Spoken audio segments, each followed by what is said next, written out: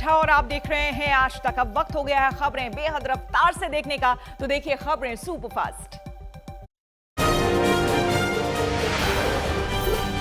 किसान आंदोलन को लेकर घमासान जारी है। स्वीडन की पर्यावरण एक्टिविस्ट ग्रेटा थनबर्ग के किसानों के समर्थन पर ट्वीट को लेकर घमासान जारी है।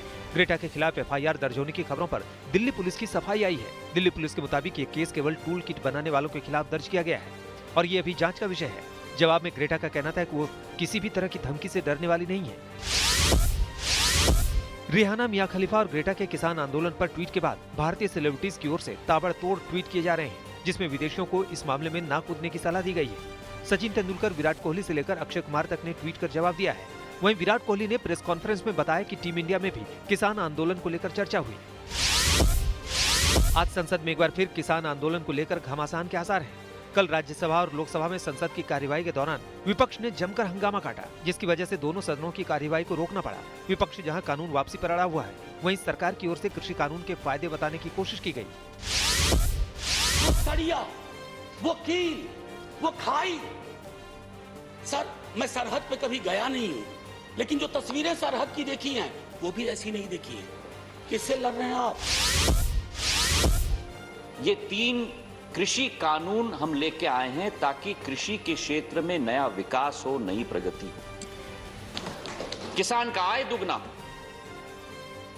किसान को स्वतंत्रता मिले कि वो अपना उत्पादन देश में कहीं भी बेच पाए।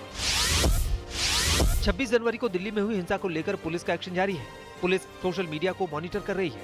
लगभग 300 सोशल मीडिया हैंडल पाए गए हैं, जिनका इस्तेमाल घृणित और निंदनीय कंटेंट फैलाने के लिए किया जा रहा है। वहीं किसान आंदोलन के बीच लॉ एंड ऑर्डर को लेकर अमित शाह ने हाई लेवल मीटिंग बुलाई, जिसमें अजीत डोभाल के अलावा दिल्ली पुलिस कमिश्नर भी शामिल हुए, जहां मौजूदा हालातों को लेकर चर्चा हुई। आज से दिल्ली में 9वीं और 11वीं क्लास के लिए स्कूल खोल दिए गए हैं। साथ ही कॉलेज, डिग्री या डिप्लोमा इंस्टीट्यूट को भी खोलने की इजाजत मिल गई है। स्कूलों में जाने वाले छात्रों के लिए कुछ नियमों का मानना बेहद जरूरी है। स्कूल में प्रवेश के लिए एक सख्त नियम का पालन अनिवार्य है। छात्रों को स्कूल में क्लास लेने के लिए अपने अभिभावकों की लिखित अनुमति जरूरी है।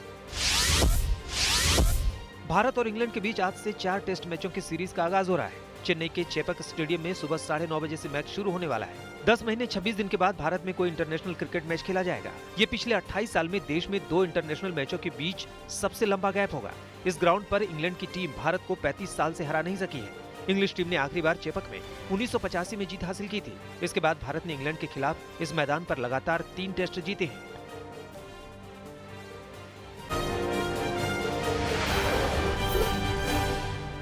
दिल्ली सरकार और दिल्ली के उपराज्यपाल के बीच एक बार फिर से जंग छिड़ गई है। दरअसल केंद्रीय मंत्रिमंडल ने उपराज्यपाल को और अधिक अधिकार देने के लिए दिल्ली सरकार के एनसीटी अधिनियम में संशोधन को मंजूरी दी है। Government of NCT Delhi act में कुछ संशोधन कर निर्वाचित सरकार को तय समय में ही उपराज्यपाल के पास विधायी और प्रशासनिक प्रस्ताव भेजने का प्रावधान भी है। सूत्रों ने बताया कि इनमें उन विषयों का भी उल्लेख है जो विधानसभा के दायरे से बाहर आते हैं।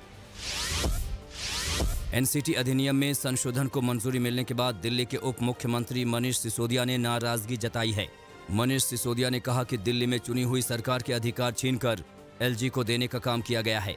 दिल्ली सरकार के पास फैसले लेने की पावर नहीं होगी। गोपनीय तरीके से ये फैसला किया गया है। ये फैसला लोकतंत्र और संविधान के खिलाफ किया गया। 3 मुद्दों को छोड़कर दिल्ली की चुनी सरकार सभी मसलों पर निर्णय ले सकती है।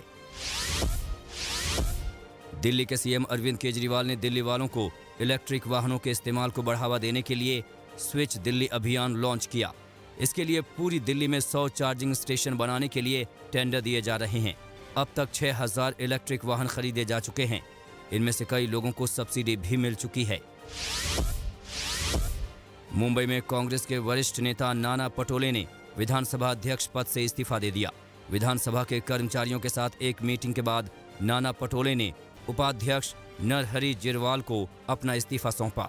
नाना पटोले ने ऐसे समय में इस्तीफा दिया है जब महाराष्ट्र कांग्रेस अपने नए प्रदेश अध्यक्ष का नाम घोषित करने जा रही है। इस रेस में पटोले सबसे आगे माने जा रहे हैं और कांग्रेस कई महीनों से एक ऐसा प्रदेश अध्यक्ष तलाश रही थी जो मुखर होकर सीएम उद्धव ठाकरे और एनसीपी चीफ शरद पवार के सामने अपनी बात रख सके। पटोले इस कैटेगरी में फिट बैठते हैं। इस्तीफा देने से पहले नाना पटोले ने मुख्यमंत्री उद्धव ठाकरे और उप मुख्यमंत्री अजीत पवार से सह्याद्री गेस्ट हाउस में मुलाकात भी की थी। हालांकि पटोले की ओर से इसे एक शिष्टाचार मुलाकात बताया गया। पटोले के इस्तीफे के बाद आज तक से बात करते हुए एनसीपी चीफ शरद पवार ने कहा है, कांग्रेस ने उन्हें पटोले के इस्तीफे की बात बताई। पवार ने कहा कि महाविकास अघाड़ी की सरकार में ये तय हुआ था कि स्पीकर कांग्रेस का होगा, मगर ये तय नहीं था कि स्पीकर 1 महीने के अंदर इस्तीफा दे देंगे। अब महाविकास अघाड़ी के सभी दल मिलकर स्पीकर के चुनाव पर बात करेंगे। पश्चिम बंगाल में लगातार बीजेपी में शामिल हो रहे टीएमसी नेताओं को लेकर बीजेपी कार्यकर्ताओं में नाराजगी दिखी। कार्यकर्ताओं ने बीजेपी दफ्तर के बाहर जमकर विरोध प्रदर्शन किया। उधर पश्चिम बंगाल के पुरुलिया में शुभेंदु अधिकारी ने रैली की, मगर रैली में टीएमसी कार्यकर्ताओं ने जमकर हंगामा किया। टीएमसी कार्यकर्ताओं ने शुभेंदु अधिकारी को काले झंडे दिखाए। हिमाचल प्रदेश के कई जिलों में अचानक बदले मौसम के बाद बर्फबारी शुरू हो गई है। राजधानी शिमला में भी जमकर स्नोफॉल हुआ। बर्फबारी की वजह से शहर की सड़कों पर बर्फ जम गई, जिसके बाद वहां जेसीबी मशीनों से बर्फ हटाने का काम शुरू हुआ। हालांकि फिसलन की वजह से जेसीबी गाड़ी भी फिसलती नजर आई। शिमला के अलावा पास के नरकंडा, चैल, कुफरी में हिमपात हुआ। धर्मशाला में भी बर्फ गिरी। हिमाचल का मशहूर हिल स्टेशन मनाली भी बर्फबारी से गुलजार हो गया है। कड़ाके की ठंड के बीच मनाली में भी बर्फ गिरने से पर्यटकों और होटल व्यवसायियों के चेहरे खिल गए हैं। बर्फबारी की खबर सुनकर टूरिस्ट भारी संख्या में मनाली पहुंचने लगे हैं। सोलंग नाला में भी स्नोफॉल के बीच लोगों ने खूब मस्ती की। उत्तराखंड में भी मौसम बर्फीला हो गया है। चमोली जिले के औली में बर्फ की मोटी चादर बिछ गई है। बर्फबारी शुरू होने के साथ ही यहां 2 से 4 इंच तक बर्फ जम चुकी है, जिससे स्कीइंग के दीवानों के चेहरे खिल उठे हैं। सिर्फ औली ही नहीं, चमोली के बद्रीनाथ में भी जमकर बर्फबारी हुई है। बद्रीनाथ में विष्णु मंदिर के चारों ओर कई इंच बर्फ जम चुकी है। उत्तराखंड के उत्तरकाशी में बुधवार से बर्फबारी लगातार जारी है। भारी बर्फबारी के चलते गंगोत्री नेशनल हाईवे सुक्खी से आगे बंद है, जबकि यमुनोत्री नेशनल हाईवे हनुमान चट्टी से आगे जानकी चट्टी तक खतरनाक साबित हो रहा है। यमुनोत्री और गंगोत्री धाम में भी कई घंटों से रुक रुक कर बर्फबारी हो रही है। डोडीताल, दयारा, हरशेल और हर की दून घाटी में भी जमकर हिमपात हो रहा है। उत्तरकाशी में अधिकतम तापमान 10 डिग्री और न्यूनतम -2 डिग्री दर्ज किया गया। जम्मू कश्मीर में भी बदलते मौसम की वजह से बर्फबारी का दौर शुरू हो गया है। उधमपुर के हिल स्टेशन पटनी टॉप पर फ्रेश स्नोफॉल हुआ है, जिसके बाद वहां कई इंच तक बर्फ जम गई। इसके अलावा श्रीनगर घाटी और ऊंचाई वाले इलाके जैसे गुलमर्ग और पहलगाम में भी भारी बर्फबारी हुई है। उत्तर भारत के मैदानी इलाकों में भी मौसम बदलने का असर दिखाई दे रहा है। हिमाचल प्रदेश, उत्तराखंड, पंजाब, हरियाणा और दिल्ली एनसीआर में कई जगहों पर बारिश हुई। पश्चिमी विक्षोभ की वजह से मौसम में बदलाव हुआ है। पंजाब के लुधियाना में भी जमकर बारिश हुई। बारिश की वजह से लुधियाना में दिन के तापमान में गिरावट आई है। मौसम विभाग के मुताबिक अगले 1 से 2 दिनों तक मौसम का हाल यूं ही बना रहेगा।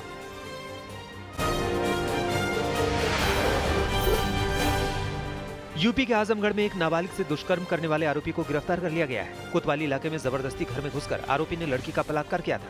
पीड़िता और परिजनों की शिकायत पर पुलिस ने मुकदमा दर्ज किया था, जिसके बाद आरोपी की तलाश जारी है। गिरफ्तारी के बाद उसे जेल भेज दिया गया है। हरियाणा के फतेहाबाद में नशे के सौदागरों के खिलाफ पुलिस ने फिर से अपना अजीबोगरीब चेहरा दिखाया है। नशे की सूचना के बाद हरियाणा पुलिस ने फतेहाबाद के एक युवक को ही ट्विटर और व्हाट्सएप पर ब्लॉक कर दिया है। घटना फतेहाबाद के गांव चांदपुरा की है। पीड़ित युवक ने पूछा कि क्या नशे की सूचना देना गुनाह है। उत्तर प्रदेश के जिले हापुड़ में अब कब्र भी सुरक्षित नहीं है। मामला हापुड़ के पिलखुआ कोतवाली क्षेत्र के डुहरी कब्रिस्तान का है, जहां 4 कब्र खुदी हुई मिलने से हड़कंप मच गया। इतना ही नहीं, कब्र से 2 महिला शवों के सिर भी गायब मिले। मामले की सूचना मिलते ही भारी संख्या में लोग कब्रिस्तान पहुंचे। चर्चा है कि तांत्रिक क्रियाओं के लिए ये कब्रें खोदी गई है। हालांकि पुलिस ने हर एंगल से अपनी जांच शुरू कर दी है। गुजरात के गिर सोमनाथ में शेर का शिकार करने का षड्यंत्र करने वाले 38 लोगों को पुलिस ने गिरफ्तार किया है। दरअसल शेर के एक बच्चे के जाल में फंसने के बाद शुरू हुई जांच में शिकारियों के गैंग का खुलासा हुआ है। जाल में फंसे शावक को बचाने के लिए आई शेरनी ने शिकारी पर हमला कर दिया था, जिसके बाद इलाज के दौरान वो अस्पताल भाग खड़ा हुआ। शक के बाद पुलिस ने कुल 38 लोगों को पकड़ा, जिसमें 10 महिलाएं और 12 बच्चे भी शामिल हैं। महाराष्ट्र के गोदिया से एक शर्मसार करने वाली घटना सामने आई है। एक पिता ने अपनी ही 5 साल की बच्ची की सिर्फ 5 रुपए मांगने की वजह से हत्या कर दी। वारदात गोदिया के तिरोडा तहसील की है। मामला सिर्फ इतना था कि मां ने अपनी 5 साल की मासूम को पिता से 5 रुपए मांगने भेजा, जिससे गुस्से में आकर पिता ने उसे उठाकर दरवाजे पर दे मारा, जिससे उसकी मौत हो गई। पुलिस ने कलयुगी पिता को गिरफ्तार कर हत्या का मामला दर्ज कर लिया है।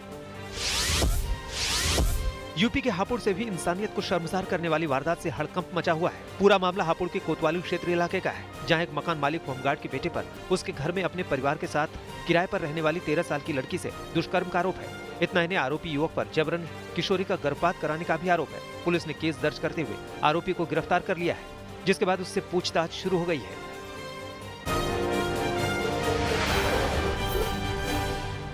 कोलकाता के न्यू टाउन इलाके में एक दिल दहलाने वाली वारदात सामने आई है। परिवार के संपत्ति विवाद में एक भाई ने अपने ही चचेरे भाई की चाकू मारकर सरेआम हत्या कर दी।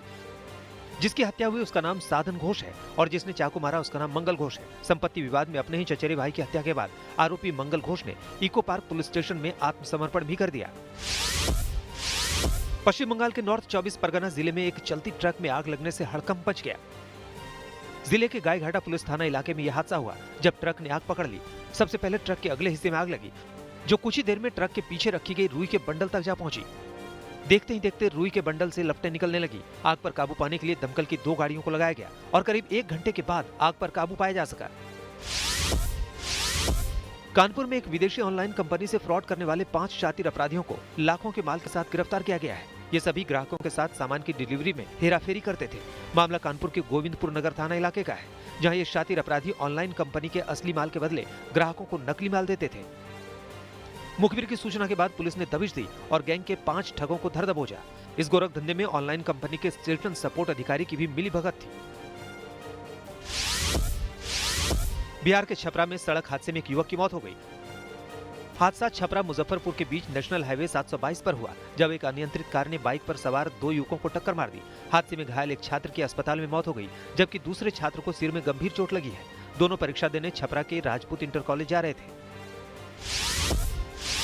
बिहार के मनेर में 20 दिन पहले अपहृत हुआ युवक वैशाली से बरामद हुआ है।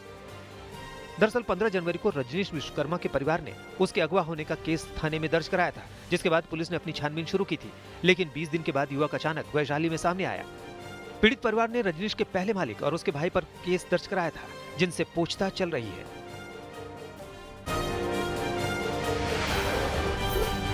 2022 में बीजिंग में होने वाले विंटर ओलंपिक्स का तिब्बतियों ने विरोध किया है। जापान की राजधानी टोक्यो में बहिष्कार का ऐलान किया गया। अंतर्राष्ट्रीय ओलंपिक समिति ने चीन की बजाय किसी अन्य देश को खेलों की मेजबानी सौंपने की अपील की है। फिलीपींस की राजधानी मनीला में अमोनिया गैस लीकेज से 2 लोगों की मौत हो गई है, जबकि 90 से अधिक लोग बीमार हो चुके हैं। कृत्रिम बर्फ बनाने वाली कंपनी में ये हादसा हुआ। प्रभावित इलाकों से सैकड़ों लोगों को सुरक्षित स्थान पर भेजा गया है। म्यांमार में तख्ता पलट के बाद नई सैन्य सरकार ने फेसबुक पर अस्थायी रोक लगा दी है। Mobile service provider company Telenor Myanmar ने बताया कि संचार मंत्रालय से फेसबुक को अस्थायी रूप से बंद करने का निर्देश मिला है। अमेरिका में कोरोना से नया खतरा सामने आया है। वायरस के जेनेटिक मटेरियल की सीवेज लाइनों में फैलने की आशंका जताई गई है। मिशिगन यूनिवर्सिटी कैंपस के सीवेज वाटर की जांच के लिए सैंपल जुटाए गए हैं। गरीब देशों में वैक्सीनेशन के लिए रेड क्रॉस संस्था $110 मिलियन का फंड देगी। रेड क्रॉस ने आधिकारिक बयान में कहा कि महामारी गरीब अमीर के बीच फर्क नहीं कर रही, लेकिन वैक्सीन राष्ट्रवाद से देशों के बीच असमानता बढ़ी है। वैक्सीन की पहली और दूसरी डोज में अलग अलग कंपनी की वैक्सीन का इस्तेमाल संभव बनाने की कोशिश की जा रही है। ब्रिटिश सरकार रिसर्च कंपनी की मदद से आगे आई है। 800 रिसर्चर्स को किसी भी वैक्सीन के साथ देने लायक वैक्सीन बनाने के लिए काम पर लगाया गया है। फ्रांस में मॉडर्ना की भी वैक्सीन आने के बाद अभियान में तेजी आई है। देश में 28 दिसंबर से वैक्सीनेशन अभियान चल रहा है। टीके को लेकर लोगों में संदेह की वजह से वैक्सीनेशन को अब तक अनिवार्य नहीं किया गया है। अमेरिका के मैसाचुसेट्स में बेसबॉल के मशहूर फेनवे पार्क स्टेडियम को वैक्सीनेशन साइट में बदल दिया गया है। गवर्नर चार्ली बेकर के निर्देश के बाद अब यहां हर रोज 1000 लोगों को वैक्सीन दी जाएगी। वियतनाम की राजधानी हनोई में लूनर न्यू ईयर को लेकर कार्प मछलियों की मांग बढ़ी है। कोरोना संक्रमण में लंबे समय की पाबंदी के बाद कार्प मछलियों से सजे बाजार ने लोगों का उत्साह बढ़ाया है। लूनर न्यू ईयर पर कार्प मछलियों को नदी में छोड़ने की परंपरा है। आइस हॉकी की अमेरिकी टीम फिलाडेल्फिया फ्लायर्स के मैस्कॉट ग्रीटी ने नेशनल हॉकी लीग मंच की रौनक बढ़ा दी है। मजेदार अंदाज में टीम का जोश बढ़ाने के साथ साथ फेस शील्ड लगाकर कोरोना सावधानी का भी संदेश दिया।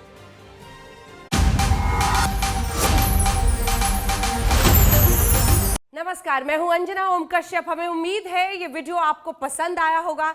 लेटेस्ट खबरों के लिए यूं ही देखते रहिए आज तक और इस वीडियो के पसंद आने पर लाइक, शेयर एंड सब्सक्राइब करना ना भूलें।